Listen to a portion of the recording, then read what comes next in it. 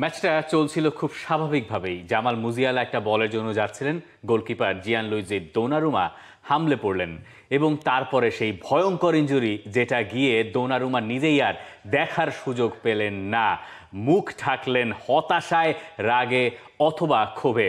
এবং এই ভয়ঙ্কর ইনজুরিতে 5 মাসের জন্য অন্তত পক্ষে এই তরুণ মিডফিল্ডারের বা অ্যাটাকিং মিডফিল্ডারের ক্যারিয়ারটাই হয়তো হুমকির মুখে অনেকটুকু পড়ে গেছে। আমরা ছবিগুলো দেখছিলাম, কি ভয়ঙ্কর, কি বিভীষিকাময় কিছু মুহূর্ত। জামাল মুজিয়ালা কেবল ইনজুরি থেকে ফিরেছিলেন, আবারও ইনজুরি তাকে ছিটকে দিল মাঠ থেকে। কিন্তু এই ইনজুরির কারণে Manuel Neuer, Bayern Munich goalkeeper, তিনি দুষছেন জিয়ানলুইজি দোনারুমাকেই। তিনি যেটা বলছেন, এমন পরিস্থিতিতে আপনার বলে চার্জ করতে যাওয়ার প্রয়োজন নাই। তো ওই সময় প্রতিপক্ষকে ঝুঁকিতে ফেলে দেওয়ার সম্ভাবনাই বেশি ছিল, কিন্তু সে যেই ঝুঁকি নিয়েছে, আমি গিয়ে ওকে বলেছি তুমি গিয়ে দেখো কি করেছো, শেষে ও গিয়ে দেখা করে গেছে।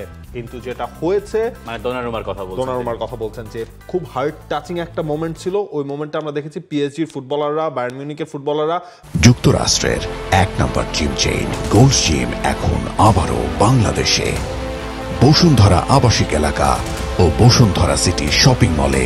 তারাও মাথায় হাত দিয়ে বসেছিলেন। দোনারুমা মুখ ঢাকলেন এবং একটা লম্বা সময়ের জন্যই কিন্তু হচ্ছে গিয়ে তাকে আপনি পাচ্ছেন না, জামাল মুজিয়ালাকে, সেটা মোটামুটি নিশ্চিত হয়ে গেছে। আপনি একটু মেলান দেখেন, এই বায়ার্ন মিউনিখে ফ্লোরিয়ান ভার্টজ আসার কথা ছিল, জামাল মুজিয়ালা ফ্লোরিয়ান ভার্টজ মিলে একসাথে খেলার কথা ছিল। ভার্টজ আসলেন না, জামাল মুজিয়ালা ছিটকে গেলেন। বায়ার্ন মিউনিখের জন্য কিন্তু একটা টাফ টাইম অপেক্ষা করছে এবং গোড়ালি তো পুরো আসলে বেঁকেই গেছে, যেটা আমরা দেখছিলাম।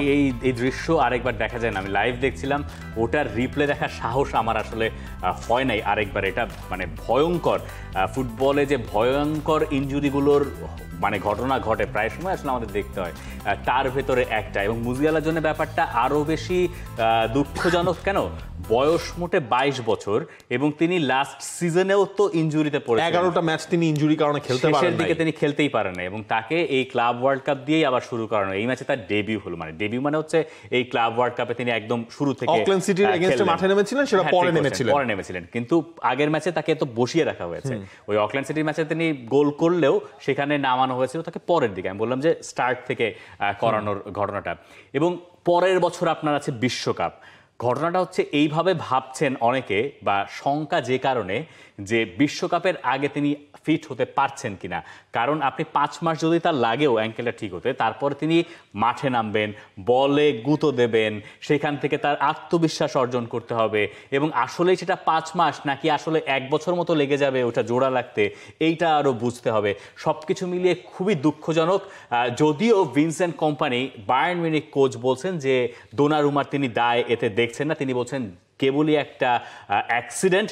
আমরা সেটাকে এভাবেই দেখতে চাই, কিন্তু Manuel Neuer as a captain এবং একটা গোলকিপার হিসেবে তিনি তার ব্যাখ্যাটা দাঁড় করিয়েছেন। এবং এই সিজনে আসলে বায়ার্ন মিউনিখের যেহেতু লেরয় সানে চলে যাচ্ছে, ওই 10 নম্বর জার্সিটা জামাল মুজিয়ালার এই পরার কথা ছিল, সেটার জন্য অপেক্ষা আরো লম্বা হলো। For more updates, subscribe to our YouTube channel and click on the bell icon. Follow us on Facebook and Instagram. Download T-Sports app to enjoy exciting games and highlights. Visit tsports.com.